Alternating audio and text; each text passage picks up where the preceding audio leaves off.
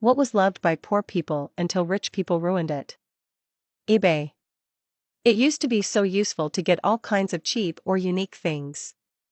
Then more and more big commercial sellers joined the club, and eventually eBay itself forgot about what and who made their platform a success in the first place. Quiet out-of-the-way country cabins sitting by lakes. Now they are overpriced Airbnbs. Buying a fixer-upper home and spending weekends working on it.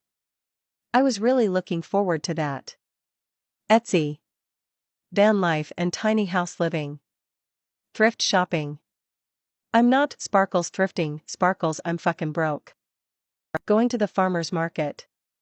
Blue-collar residential neighborhoods in the city. Pickup trucks. They used to be much cheaper. Fajitas. I remember being able to get skirt steak really cheap and sometimes for free. Counterculture-based festivals. Burning Man was on my bucket list until rich fucks started showing up with bodyguards and started establishing private zones. Champion brand clothes. I had a lot when I was a kid because it was the cheapest possible, and now all that shit is considered vintage. Thrifting. ETA, thanks for the awards. Living in arty neighborhoods. Houses. We poor people would work our entire lives to own one. Property became a great investment and way to increase wealth, so rich people started buying them. Not to live in as intended, but to rent to the poor and keep them poor by renting, so they will never be able to save enough to afford their own. Offcuts of meat. Cheap, authentic Mexican tacos. Concerts and festivals. Living in warehouses in the industrial, rundown side of town. Carhartt. Blue-collar workers needed the durability, then celebrities wore fashionably and drove up the price. Edit, my dumbass misspelled Carhartt. Florida beaches.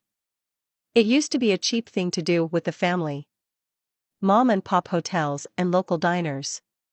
Now it is $300 per hotels with $5 coffee. Parking is expensive and there is little beach access. Kinda sucks to see it happen. Brisket, burnt ends. Barbecue joints used to toss them or give them away for free. Eating salmon. Fish used to be poor man's food. Now you pay absurd amounts for the tiniest piece. Proper local pubs, affected by expanding cities, Manchester in my case.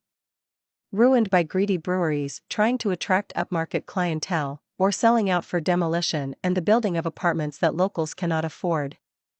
Many ethnic foods in the US.